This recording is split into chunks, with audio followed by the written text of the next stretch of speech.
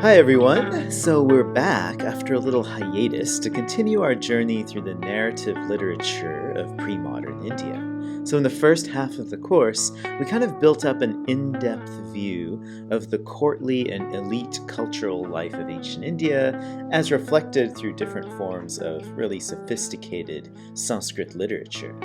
We saw how the Ramayana reflects the kind of basic scope of dharma and became a normative text that mapped out how to be a good king, a good devotee, a good person.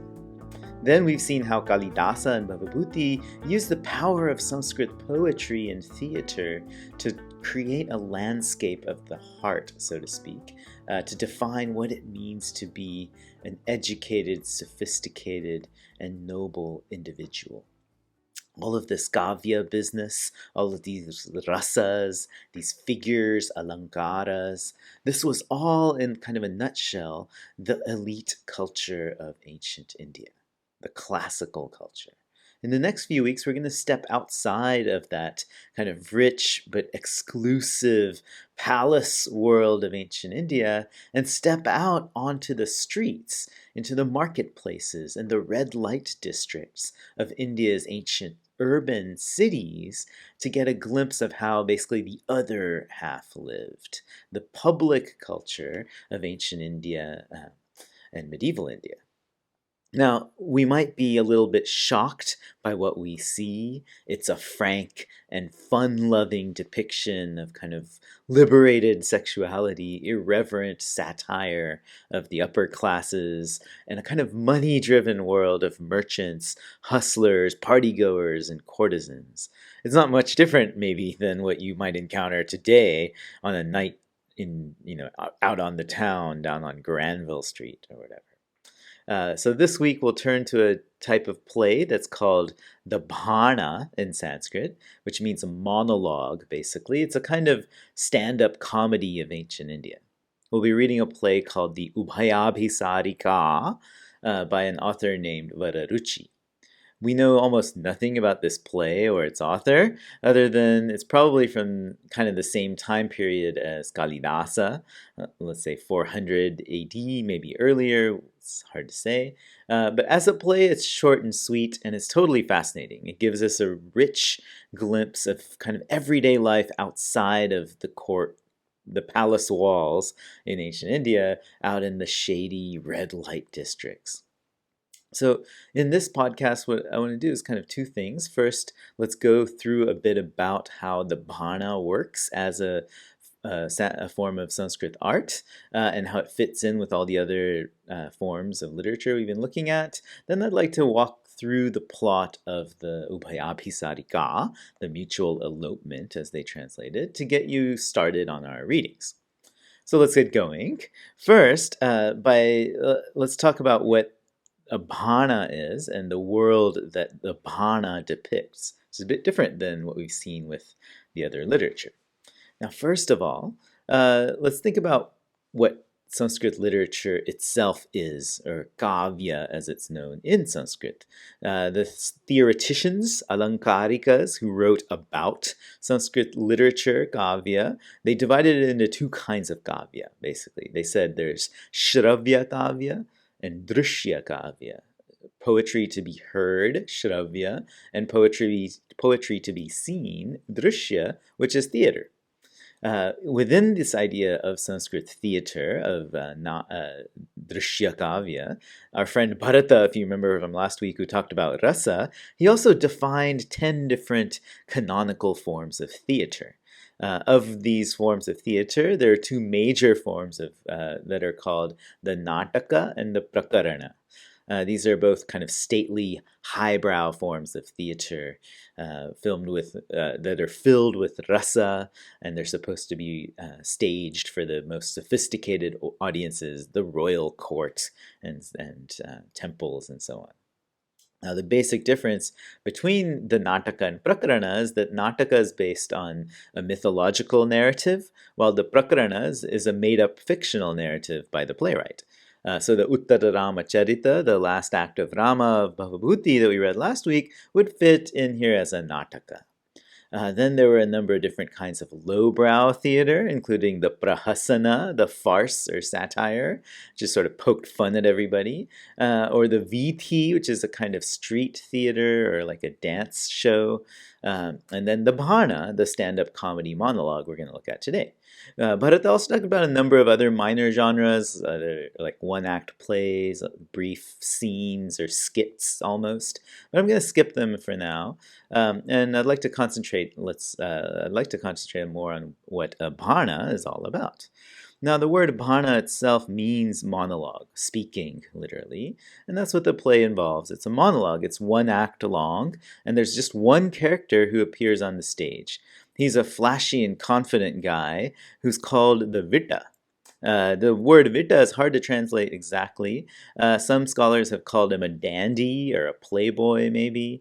I'd like to think of the Vitta as actually kind of like a hustler or a player, right? Maybe a wingman. Whatever he was, he definitely wasn't a pimp, which is how our translators, the ones we're reading, Chaba Desha and Somadeva Vasudeva, have translated the word Vitta. That, I think, is just kind of misguided. We'll talk about that a little bit later. It's a complicated issue. But first, let's go back to what the bhāṇa does. Now, in the play itself, the plot is usually a really simple anecdote. Basically, there's some kind of errand that the Vitta has to run. Usually it's for a rich friend or benefactor of his who needs his help in meeting up with a girl. Then, as he's going through the red light district to find the girl, the Vitta meets a whole bunch of different interesting characters, and hijinks ensue. Right? There's all kinds of different prostitutes and courtesans and other shady characters who he runs into in the brothels of ancient India. Now, the whole time, it's again just this one actor on stage, and he's simulating the dialogues he's having with these pretend other characters by pretending to talk to the characters into the air, basically. And so each time he'll kind of put his hand on his ear and say, "What did you say?" And then he'll say the line of the person he's talking to. It can be kind of confusing to read, I agree. But maybe think about how you tell stories nowadays to your friends. Like, he's like, blah, blah, blah. And then I was like, this and that. And then she was like, all this, right? Think about how confusing that would be if you were reading it word for word 1,000 years from now. Anyway, so that's the bhāṇa. Basically, it's kind of stand-up comedy, one-man show in the red light district. Now let's get back to this issue of pimps and hoes, right? These Vittas and the courtesans that the Vitta runs into. Like I said, that we can think of this Vitta as a kind of playboy or a hustler. The thing is, he's a master of hooking up with all kinds of ladies of the night, and he's confident and he's charming, but he's a little bit older than the rest of the crowd. And he's kind of tired of the scene, actually. But he's not independently wealthy, so he usually has to kind of serve others as a kind of wingman to help rich guys get with the girls that they want to hook up with. So he's a master of being able to kind of chat up, flirt with a girl, sweet talk her, gain her trust. And so for the rich merchants and so on, he's invaluable in their kind of sexual life, right, in their conquests of the red light district. Again, our translators, Chabadesha and Somadeva Vasudeva, they call him a pimp. Now, in real life, you'll know that pimps are not such interesting creatures, right? They control stables of women, often through violence and bullying. They treat women like pieces of meat, and they exploit them ruthlessly to make money. We've seen and heard all of the stories about how horrible that is. In ancient India, the Vitta doesn't seem to have played that kind of role in pimping as a business, so I don't think it's very fair to call the Vitta a pimp. There is a control of women and their sexuality and so on, but this actually seems to have been done by other women who get called their mothers, mata. Maybe it's sort of like mama-san in today's world of prostitution, I don't know. But what it was that there were older courtesans, kind of past their prime, who would control courtesans and prostitutes and arrange their transactions and so on. They weren't actually their mothers necessarily, but they took care of the girls, arranged for who the customers were, regulated their business. The Vita wasn't doing this stuff. All he did was he knew how to sweet talk and flirt with the courtesans and the mothers to get everyone to say yes, right?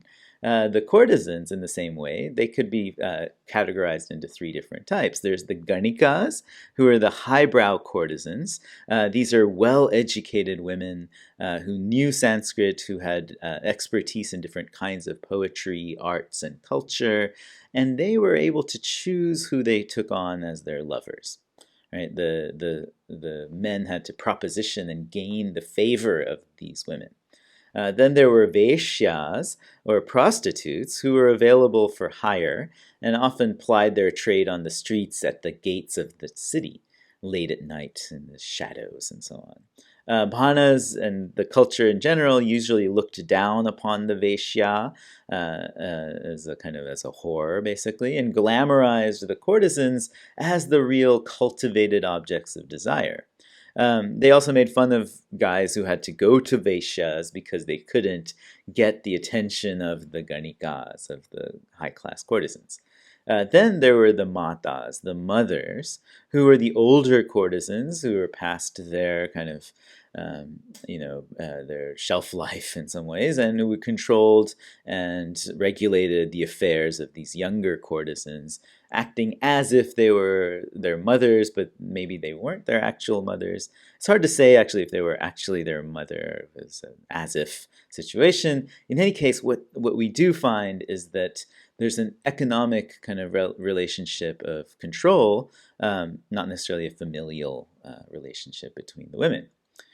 So what kind of world does this irreverent, scandalous type of entertainment depict for us about ancient India? One thing I'd like to suggest that it shows that there was a rich world outside of the palace, outside of the kind of demure, congenial Sanskrit courts, that were interested in reading Mahakavyas, watching Natakas, these plays, like Bhavabhuti's play and so on, the epics, reading philosophy and all of these things. It's a different world out there. It's less interested in establishing or understanding the norms of kingship and Brahmin identity or things like rasa. They're not really concerned about that. It's more interested in sort of having fun. It's about sexuality, about comedy, drinking parties, music, a good time, basically.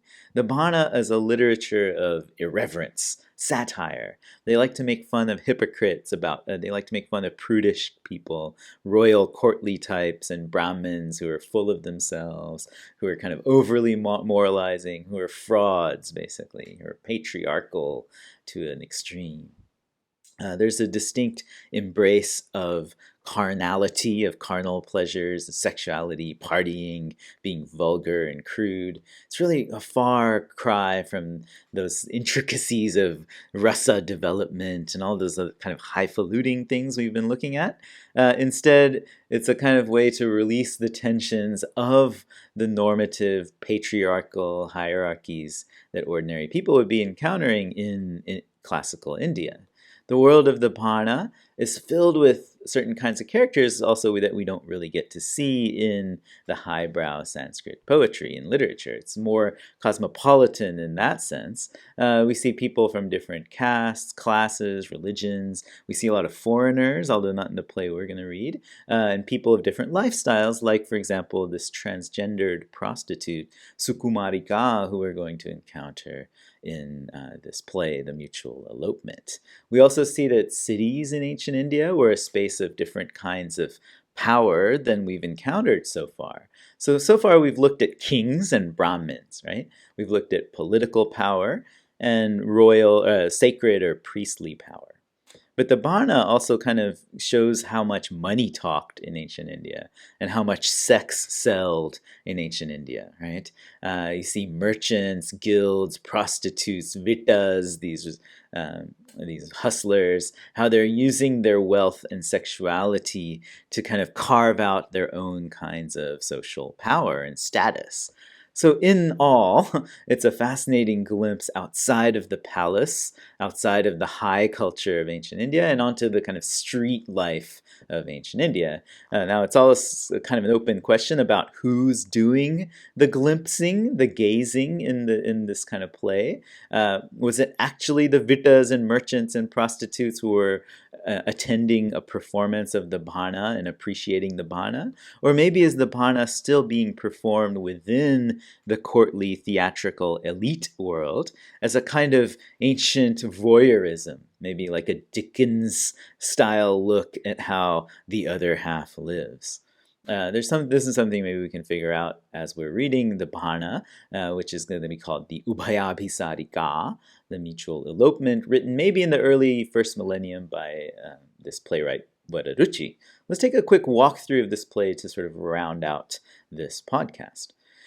Now, Desho and Vasudeva translate the title as mutual elopement, but I'd rather see it as a double encounter, actually, or a double rendezvous. Abhisara, I think, is more like a rendezvous.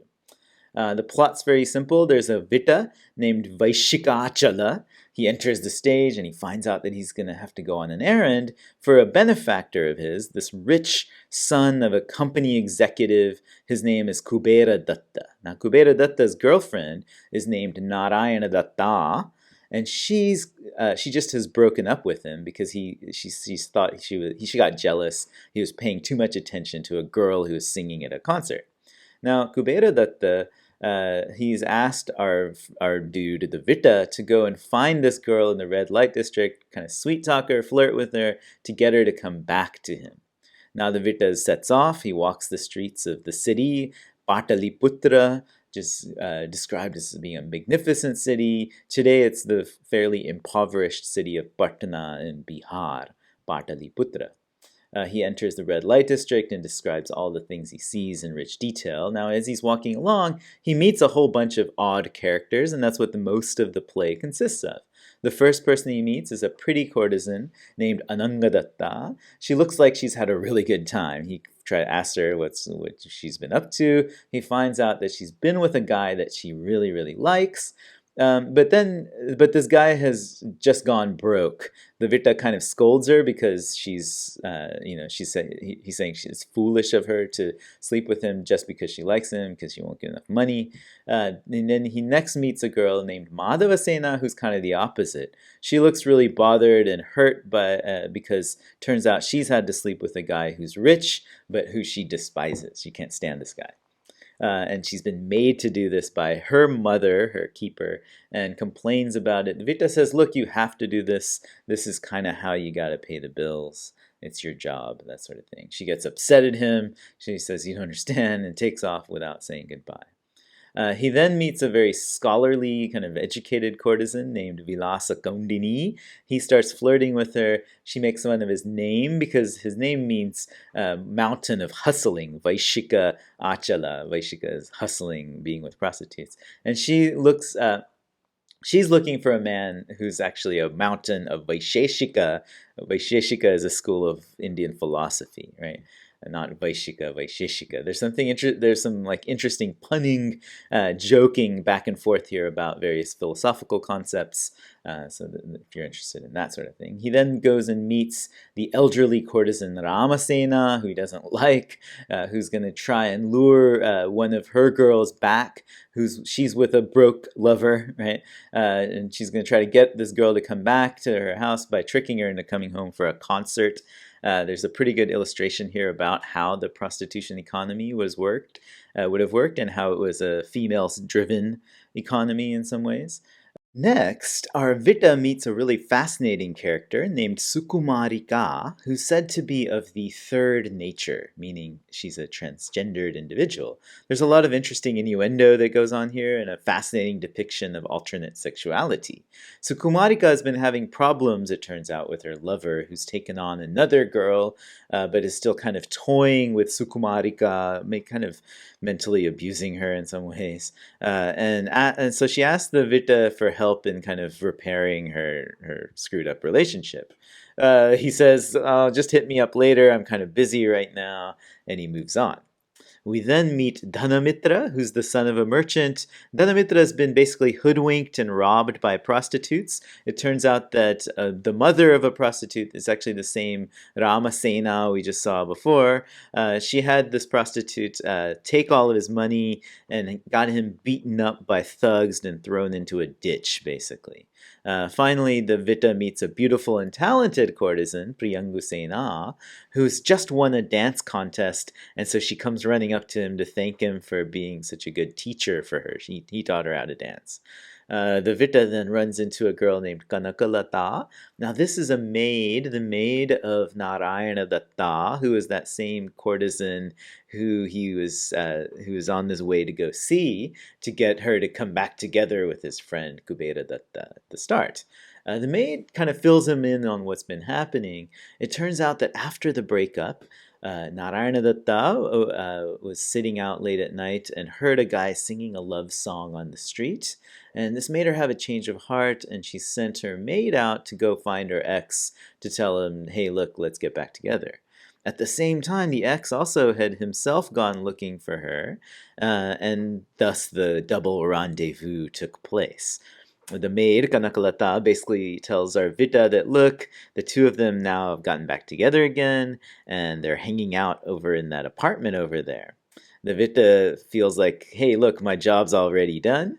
And so he enters into the apartment, and he praises the love of the couple who are love making there, actually. And he praises their love because their love has brought them back together automatically without needing his help at all. So that's a quick look at how the story goes. Let's get to reading the mutual elopement and thinking about the nuanced ways in which this bhāṇa kind of brings out a different side of ancient Indian life, if you will, life in the red light districts of its ancient cities. So we'll see you next time.